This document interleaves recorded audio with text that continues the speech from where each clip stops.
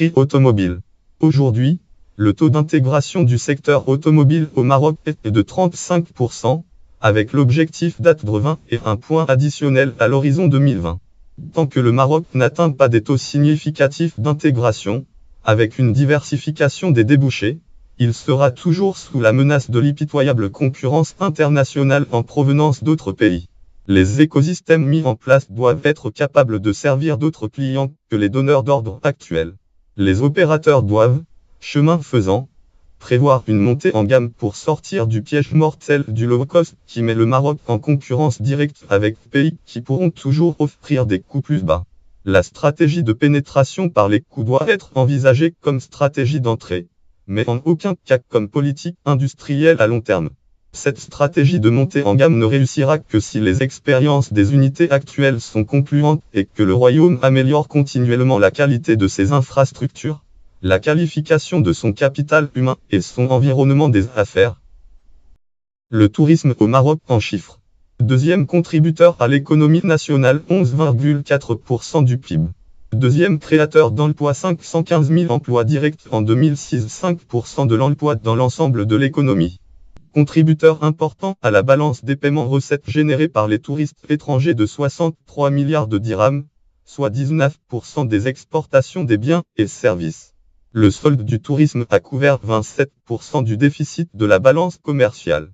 Le tourisme international, nombre d'arrivées de touristes non résidents de 10 millions de touristes. Capacité d'hébergement, capacité litière classée de 240 000 lits, en progression de près de 11 000 lits supplémentaires par rapport à 2015. Les hôtels 3, 4, 5 étoiles et les hôtels clubs constituent 58% du total du parc de l'hébergement touristique classé.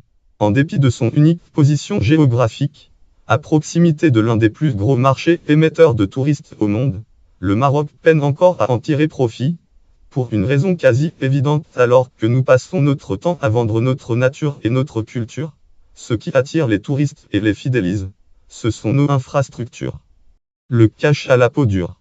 L'utilisation du cash n'est pas près de disparaître, alors que certains pays sont en train d'expérimenter une dématérialisation complète des opérations monétiques. Les usagers marocains continuent de privilégier le contact direct avec les billets. Les derniers chiffres de l'activité monétaire à fin septembre, publiés par le Centre monétique interbancaire CMI, en attestent.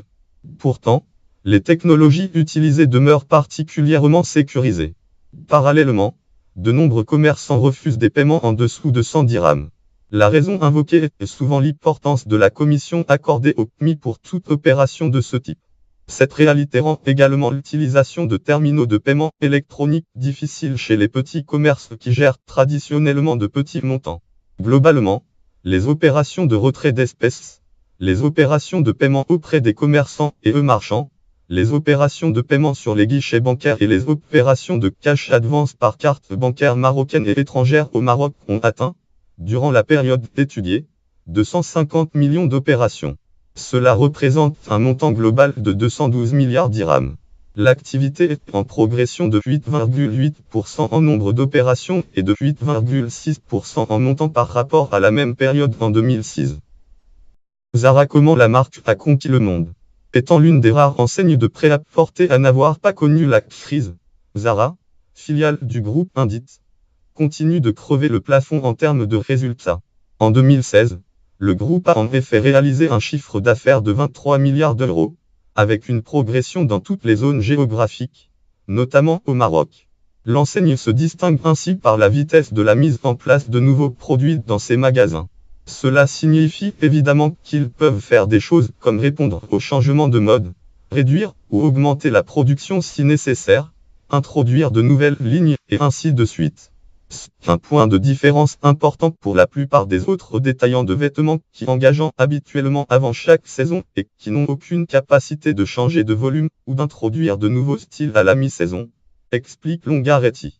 Cette faculté d'anticipation fait donc de la marque une référence mondiale en termes de business model, au point que même les analystes du Wall Street Journal ploient le genou. Nous pensons qu'Indit a le meilleur modèle d'affaires dans le secteur de l'habillement. La stratégie de la société consiste à stocker peu, contrairement aux autres marques qui ne mettent à jour leur collection une fois par saison. Il faut également ajouter que Zara n'a pas de politique de communication tapageuse, contrairement à d'autres marques opérant sur un segment similaire. Rémunération au Maroc. Entretien avec Houssine Berbou, directeur général du cabinet Academu.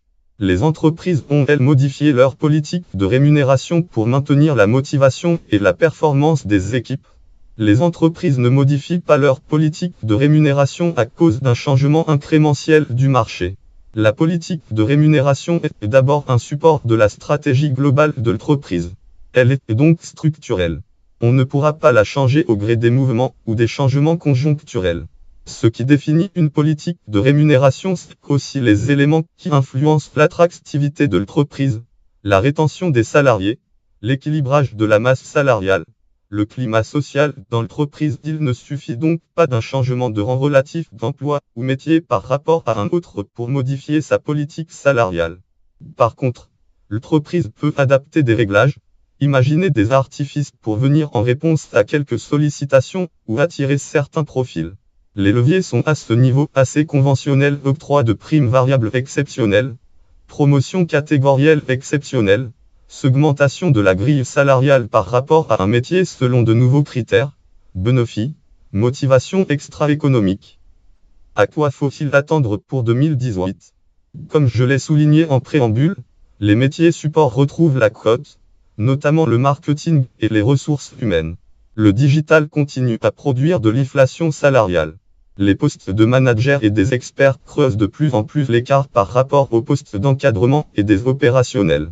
Aussi, tous les postes qui exigent de l'autonomie, des capacités entrepreneuriales et qui évoluent dans des environnements complexes sont plus rémunérateurs que les activités de traitement et de back-office. Les métiers du service et du front office sont aussi très demandés et leur rémunération se fixe en fonction du potentiel du candidat.